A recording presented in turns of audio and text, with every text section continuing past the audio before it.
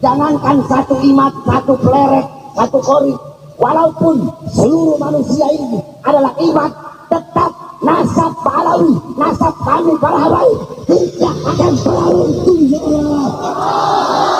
Masa iya kita sejak kecil jadi cucu Nabi, kok mau mati Gus Jami kita jadi mantan cucu Nabi? Ada seorang Habib dalam status Facebooknya yang di screenshot oleh teman dikirimkan kepada saya. Orangnya sekarang baru meninggal sebulan yang lalu. Dia ahli nasab daripada Rabita Alawiyah. Dia mengatakan bagaimanapun caranya kita akan lawan dan pertahankan nasab kita. Setelah nulis begitu dia mati.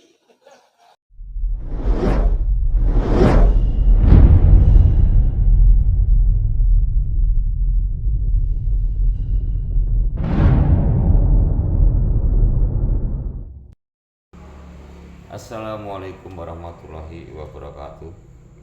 Bismillah, alhamdulillah, wa syukurillah, la haula wala quwata illa billah.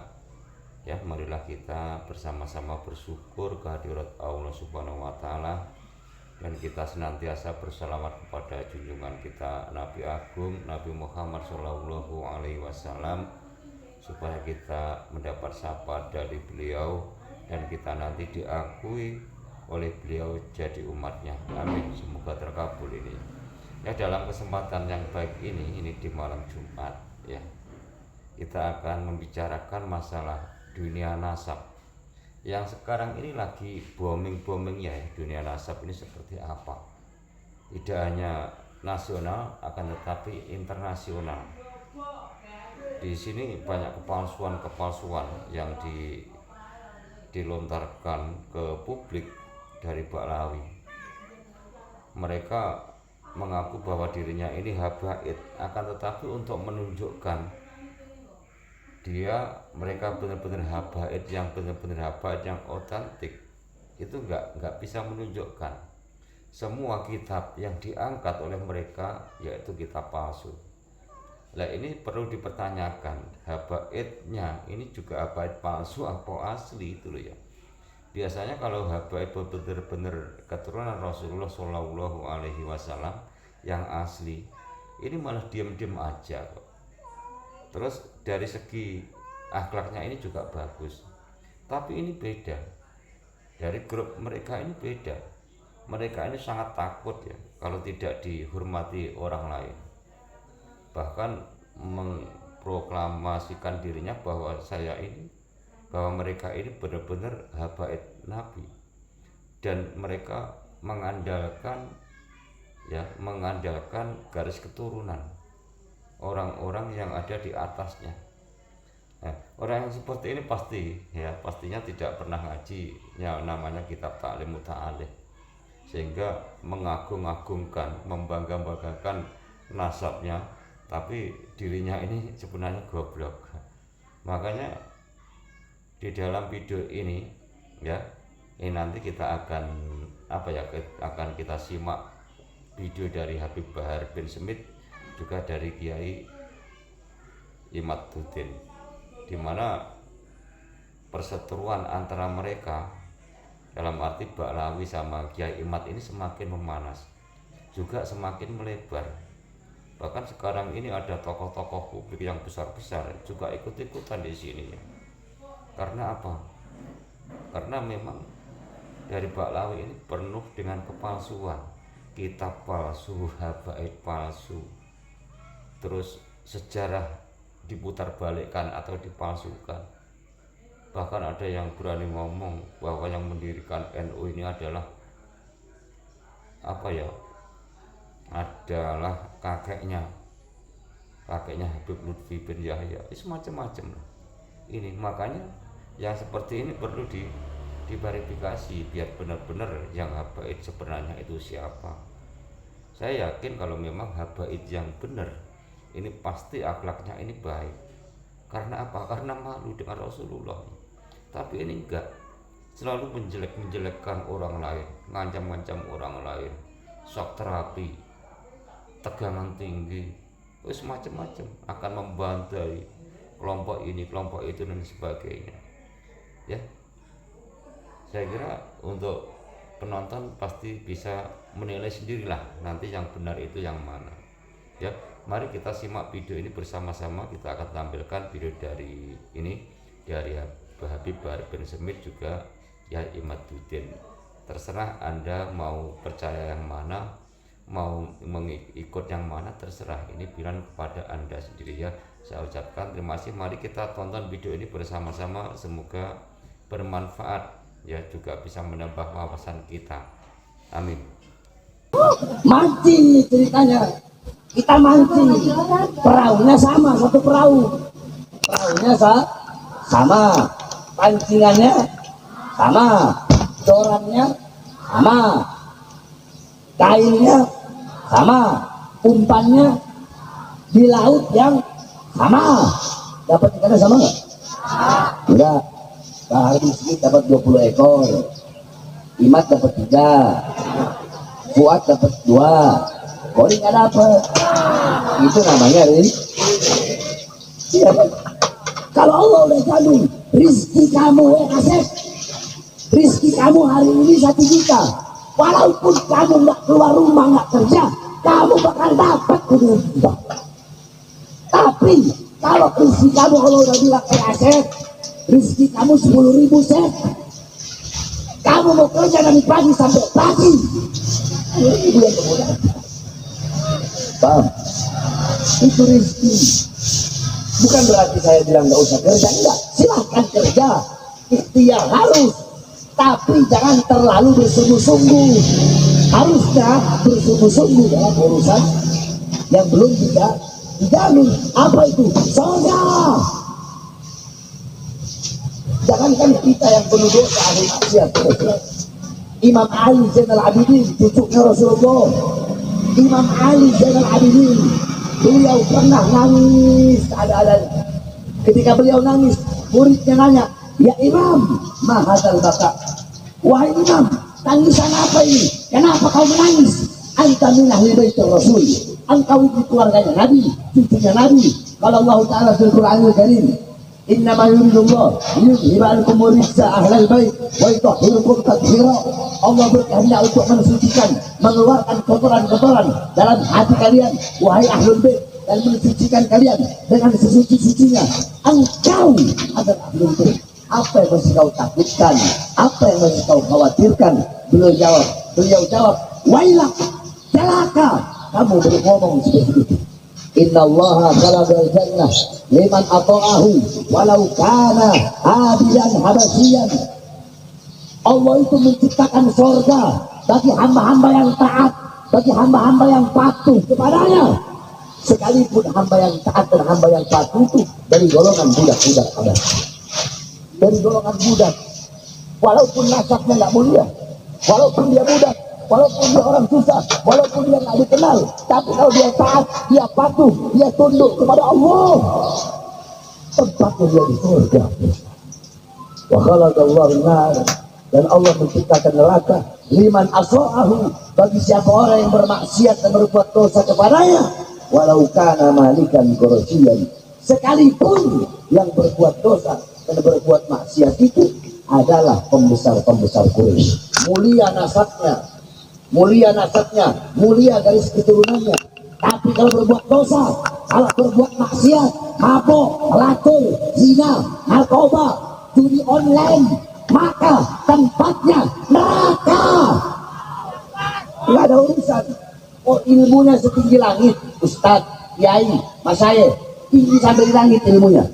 Mau dia Habib, Sayyid, Syarif, cucunya Nabi Muhammad, kalau berbuat dosa, kalau berbuat maksiat, tempatnya neraka. Nah, makanya ini nyambungnya kemana? Ke Roma Irama, apa? Ke Roma Irama. Roma Irama ngomong doktrin para habaib, doktrin suaranya ini udah tua. Doktrin para habaib, itu habis kalau buat dosa, buat maksiat, itu pasti walaupun maksiat masuk surga. Hei, Roma, jaga kau punya mulut, jangan juga fitnah. Habib siapa yang ngomong begitu? Siapa habaibnya yang ngomong begitu? Kalau Habib pasti masuk surga, walaupun dia berbuat dosa, walaupun bermaksiat, walaupun dia judi, walaupun dia melacur, walaupun dia narkoba, walaupun dia mabuk, pasti masuk surga. Habib siapa yang ngomong? Di mana? Kapan? Siapa orangnya? Bilang. Jangan kau punya mulut lama. Jangan fitnah. Kalau memang ada habaib yang ngomong begitu, Habib walaupun berbuat dosa pasti masuk surga, saya Bani Smith akan bantai itu Habib di depan Ramai Rama semua. Udah tua, ku bangka, suka fitnah, betul? Jaga kau punya mulut tuh, jaga. Kalau emang ada habaib yang begitu, siapa? Bilang. Saya datang, saya ingat depan dia tuh Habib kalau ada ngomong gitu. Ini baru namanya di tengah. Saya kan orang yang saya ini tawasul, insaf. Habib salah, baru bisa betul. Dan saya bilang baru saja. Makhluk satu bikin fitnah. Emang susah kalau sama begal-begal nasab ini. Nantang, giliran didatengin, keringet jagung keluar.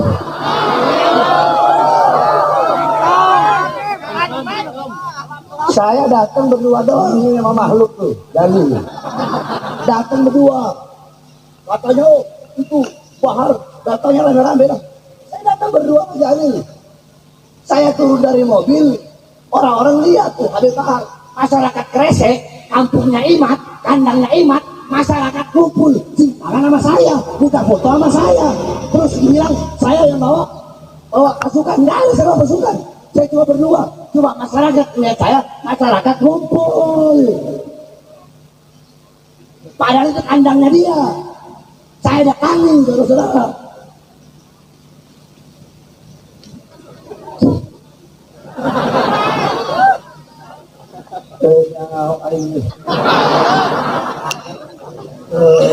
Goblok siap.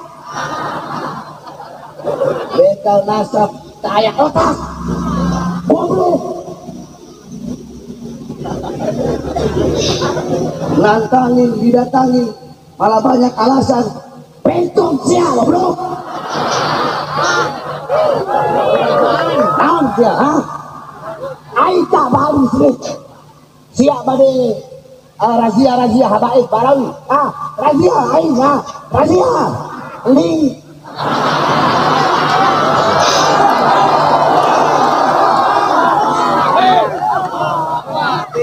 Saya tanya masyarakat di sini cinta habaib nggak?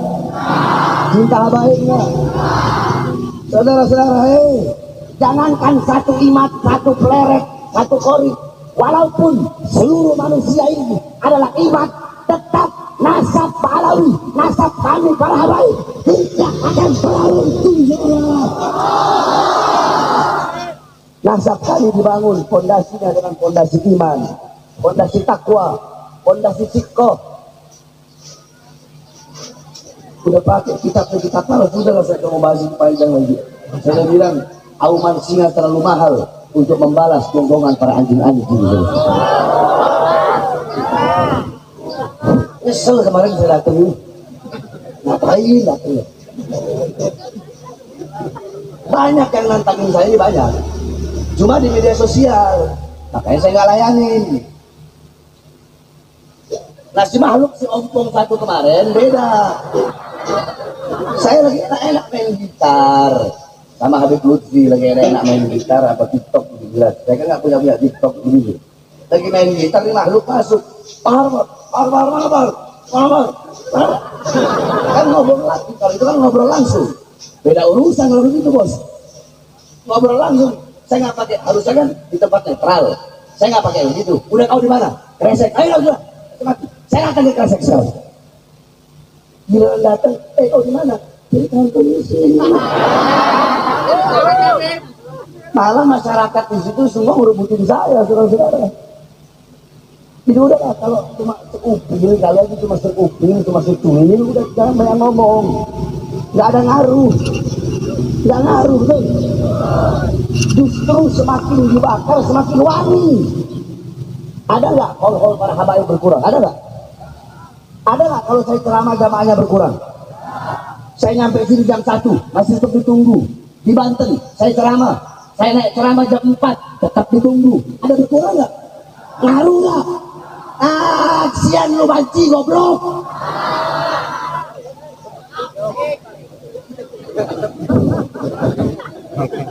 Makanya susah orang kalau hasut itu susah. Penyakitnya satu, sembuhnya cuma satu, obatnya. Tahu apa? Apa?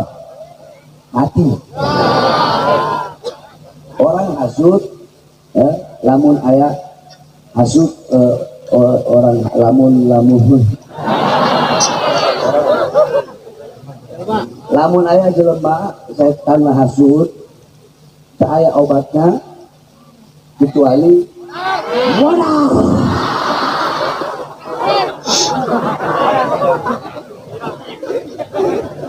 Saya ini nggak mau bahas ini, nggak boleh belok-belok kemari.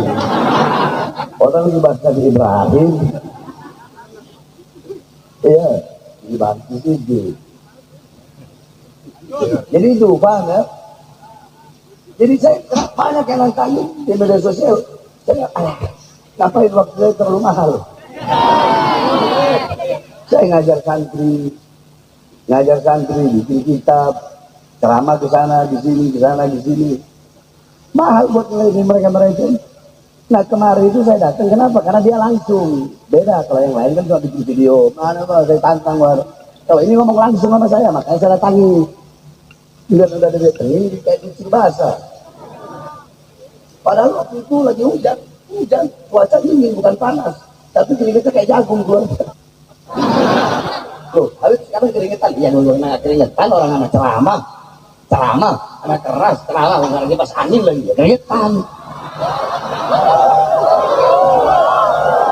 Nah, bukan masalah itu. Sebab orang kalau ini banyak alasan, ntar dibilang alasan inilah, udahlah, masyarakat bisa menilai sendiri. Sekali lagi, Pak Harim Smith, saudara, saya udah nggak mau lagi ngomong-ngomong dan ini masalah itu. Karena apa? Saudara-saudara, diamnya saya, diamnya kami, Pak Alawi, kami para habaib, diamnya kami atas orang-orang yang hina, diamnya kami itu adalah jawaban. Kenapa? Karena manusia terlalu mahal untuk meladeni makhluk yang tidak setara dengannya, saudara. Sehingga udah datang ke kandang anjing, anjingnya minta perlindungan. Udahlah, silahkan mau percaya Habib boleh, enggak juga boleh. Kalian percaya habaibnya nggak untung, kalian nggak percaya habaibnya nggak rugi, terserah. Kalian mau ikut siapa terserah. Mau ikut Mama Syakir, mau ikut Abu Yauci, mau ikut siapa di Sukabumi yang pondok pesantren, mau ikut Anu Cianjur, mau ikut apa pondok Al-Mastur ya di Sukabumi, ya Mastur ya, yang ma'ruf di Sukabumi. Nah, para ulama-ulama Jawa Barat yang cinta sama habaib, ulama-ulama Banten, ulama-ulama Jakarta, dan ulama-ulama Indonesia yang lurus, atau mengikut Imad Al-Ghubli. Mengikut siapa? Mengikut siapa? Mau ikut ulama-ulama atau mau ikut mujaddid, kata dia, pembaharu, mujaddid sesat. Mau ikut Al-Ghubli atau mau ikut ulama-ulama zaman dulu? Bagaimana Ki Haji Hashim Asy'ari pendiri NU? Di dalam Qonun Asasi, tahu Qonun Asasi? Qonun Asasi itu asasnya NU. Di situ beliau meletakkan syairnya Habib Ahmad bin Abdullah Asy-Syafi'i. Bagaimana Mbah Mangli, Kiai As'ad, Kiai Syamsul Arifin? Itu beliau ulama-ulama besar, pendiri-pendiri NU, pembesar-pembesar NU. Bagaimana cintanya beliau sama habaib? Tidak ada yang menafikan. Semua ulama dari zaman dulu Ya, sampai sekarang nggak pernah ada yang menafikan atau membatalkan nasab habaib kecuali Wahabi. Nah sekarang muncul udah setahun lebih kali. Siapa? Imad Al-Bukli, Al-Wahabi. Akhir zaman, akhir zaman. Ini kita doakan mudah-mudahan dapat hidayah, mudah-mudahan dapat petunjuk. Jadi susah. Kenapa susah? Ulama zaman dulu jadi bantah mereka. Al-Imam Ibnu Hajar Al-Haytami, As-Sakhawi, Yusuf An-Nabhani. Ini ulama-ulama Ahlussunnah, ulama-ulama Syafi'iyah dibantah semua. Yang paling benar dia, udah paling benar dia. Nah kalau yang paling benar dia kan orang gila namanya. Orang gila mau ngelakuin apa benar menurut dia. Orang gila begitu nggak? Dia mau ambil ini orang benar menurut dia benar. Dia mau ngapain, dia mau nyolong itu. Orang gila. Apa aja benar. Anggap orang gila mereka mau ngapain. Sampai bisa mulut mereka biar mereka mau ngapain. Kan saya bilang, jangan satu iman. Andaikan ada 1 juta iman atau seluruh dunia ini iman Al-Bukli yang membatalkan nasab Alawi, yang ulama-ulama zaman dulu nggak ada, hanya dia doang, ya makhluk nasib satu ini, itu tidak akan pernah bisa meruntuhkan nasab Alawi. Dan daripada kemungkaran adalah yang ada di depan mata kita hari ini, orang yang bernisbat kepada leluhurnya yang bukan leluhurnya, fadlan anintisabihim ila Rasulillahi Muhammadin sallallahu alaihi wasallam bizuri wal kadhib. Apalagi orang-orang yang hari ini kita lihat berintisab kepada Rasulullah dengan dusta dan penipuan. Dengan penipuan dan dusta, dan kedustaannya ini terverifikasi di dalam kitab-kitab sejarah. Kedustaannya ini terverifikasi di dalam kitab-kitab nasab. Namun mereka tidak mau. Mereka tidak mau menerima kenyataan bahwa mereka bukan cucu Nabi. Masa iya kita lahir sebagai cucu Nabi kok mau mati jadi mantan cucu Nabi? Di sini ada rasa gimana gitu. Masa iya kita sejak kecil jadi cucu Nabi kok mau mati Gus Jami kita jadi mantan cucu Nabi? Ada seorang Habib dalam status Facebooknya yang di screenshot oleh teman dikirimkan kepada saya. Orangnya sekarang baru meninggal sebulan yang lalu. Dia ahli nasab daripada Rabita Alawiyah. Dia mengatakan bagaimanapun caranya kita akan lawan dan pertahankan nasab kita. Setelah nulis begitu dia mati.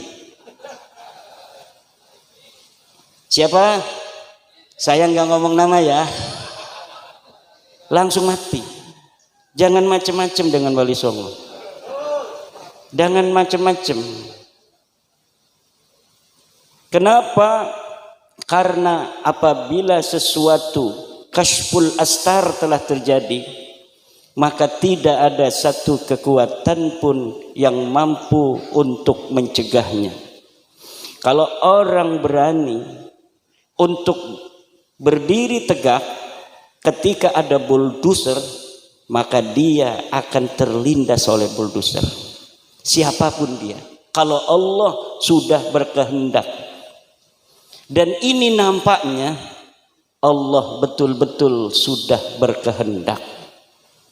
Apapun fitnahnya, apapun framingnya, setinggi apa dia pangkatnya hari ini, yang mau membela nasab yang telah menyakiti Rasulullah Muhammad sallallahu alaihi wasallam itu beratus-ratus tahun, dia akan ikut terbantai oleh kedahsyatan kehendak Allah Subhanahu wa taala.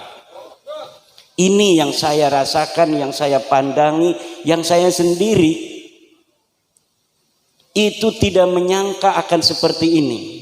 Dan setiap langkah itu diberikan kemudahan oleh Allah, karena bukan Imaduddin yang mau, bukan Gus Jami yang mau, bukan Gus Abbas yang mau, bukan Gus Sukheri wong bodoh yang mau. Wong pinter pun tidak bisa, apalagi cuma wong bodoh. Tapi ini nampaknya memang betul-betul kehendak Allah subhanahu wa ta'ala. Tidak ada jalan lain, terima saja ente bukan cucu Nabi.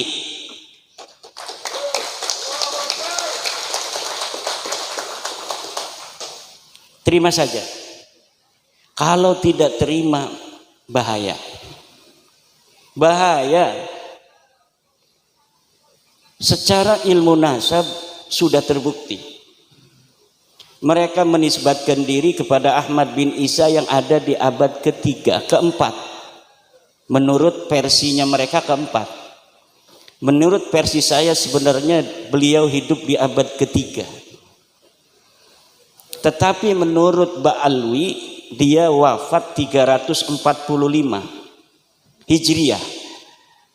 Menurut yang saya baca tahun 243 beliau sudah berumur 20 tahun ada di Madinah Al-Munawwarah.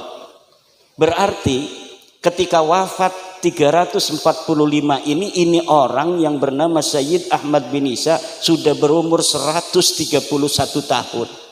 Dan itu walaupun mumkinat indallah tetapi nadirul wujud.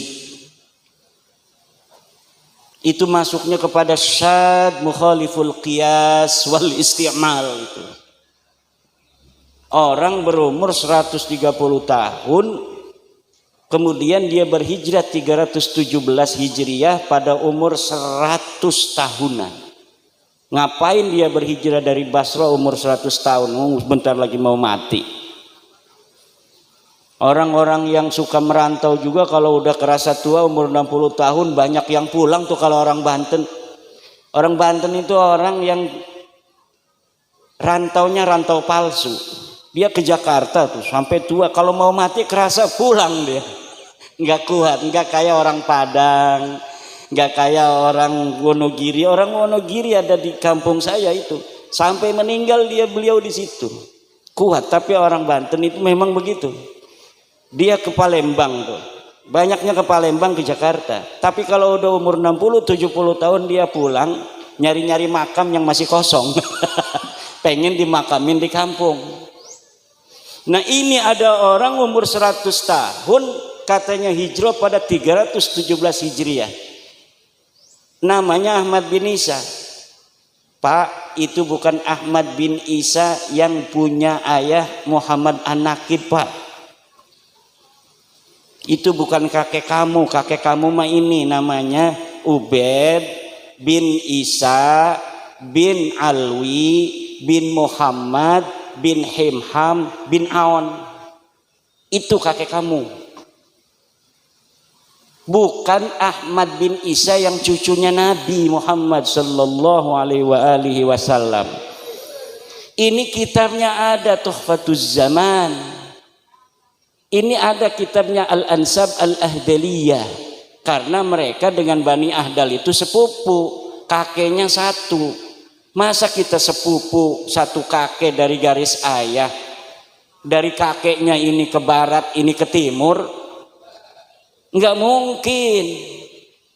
Lalu kalau masih mengelak dari sisi ilmu nasab, dari ilmu sejarah, tes DNA sekarang memverifikasi bahwa memang mereka bukan keturunan Arab, mereka orang Ajam.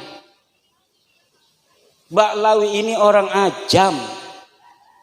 Wajahnya mirip kayak wong Arab, setitik doang mirip, kedeleng bener-bener baca selawat malah Arab, kedeleng deke kayak wong Arab. Bukan, mereka bukan orang Arab dan mereka bukan keturunan dari baginda kita Nabi besar Muhammad sallallahu alaihi wasallam. Dalam darahku mengalir darah Rasulullah. Endi getihmu diperiksa. Batur-bature dulur-dulure wis diperiksa 180 wong. ning Yaman wis diperiksa ya kabeh haplogrupe G, mayoritas G, ana sing E, ana sing R siji loro iku berarti wong sing dibaklawi kaken. Dudu baklawi karena wong gedean bengene iku dibaklawi kena. Padahal dudu baklawi kayak Wali Songo dibaklawi no. Jadi dari dulunya memang ada upaya-upaya perebutan tokoh-tokoh yang dia bukan keluarga baklawi kemudian dibaklawikan. Buktinya mana? Hasil tes DNA 180 itu 99% G, tapi ada beberapa orang yang beda. Nggak mungkin orang yang satu kakek katanya dari sama-sama kakeknya Ubed, garis lurus laki-laki, tiba-tiba anak cucunya bedo-bedo. Ora bakal. Saya tanya kepada Dr. Sugeng Sugiarto dari Badan Riset dan Inovasi Nasional, bagaimana ini kemungkinan mereka cucu Nabi? Kata Dr. Sugeng, mustahil. Mustahil ning akidah iku apa artine? Mual bakal. Ora ta'alluq lil mumkinat ora.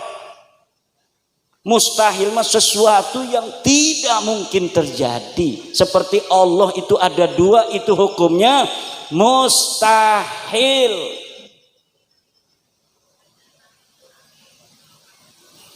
Jadi seperti hukumnya Tuhan itu ada dua, begitulah hukumnya baklawi ini keturunan baginda Nabi besar Muhammad sallallahu alaihi wasallam. Jadi siapa bae wong sing masih ngebela iki kita wedi bukan manjingen ning wong sing man yu'dzi Rasulullah sallallahu alaihi wasallam. Walladzina yu'dzuna Rasulullah lahum adzabun alim. Akal Quran sing ngomong walladzina yu'dzuna Rasulullah lahum adzabun alim. Dan orang-orang yang menyakiti Rasulullah mereka akan mendapatkan siksa yang memedihkan. Alimun bimakna mulimun, siksa yang memedihkan. Bagaimana kalau mereka Rumel Abbas, Romli Al-Idrus atau Idrus Romli, pembela-pembela baklawi itu nanti ketemu Rasulullah Muhammad sallallahu alaihi wasallam. Betapa malunya mereka nanti ketemu Rasulullah Muhammad sallallahu alaihi wasallam dalam keadaan mereka membela orang-orang yang mencangkok nasab Rasulullah Muhammad sallallahu alaihi wasallam, mengaku keturunannya namun mereka bukan keturunannya. Oke lah, dulu-dulu mereka tidak tahu hukumnya itu laisa alaikum harajun fima akhta'tum bih wa laisa alaikum junahun fima akhta'tum bih. Kalian tidak berdosa terhadap kesalahan menyebut daripada keturunan itu di masa-masa yang lalu karena kamu tidak tahu. Walakin ma ta'ammadat qulubukum, tetapi yang berdosa itu sudah tahu tapi sengaja tidak mau menerima. Kita sudah kasih tahu kan, sayang sini sayang, beb sini beb, cucu Nabi, ya saya cucu Nabi, saya bin Ubed bin Ahmad bin Isa. Sayang, ini Ubed bukan anaknya Ahmad. Kakek saya ngomong begitu. Hei Yahudi pesek. Hei, jangan Yahudi pesek, Yahudi pesek. Sabar, jangan marah-marah. Sabar. Ini kitabnya nih, Tahdhibul Ansab. Gak ada bapak kamu itu Ubed namanya anak Ahmad bin Isa. Ini kitab abad kelima ini namanya Tahdhibul Ansab karya Al-Ubaidili. Ini kitab Al-Majdi karya Al-Umari. Ini sebut, cari bapak kamu itu ada enggak? Ini tidak ada itu berarti bukan berarti tidak ada, tidak ditemukan berarti tidak ada.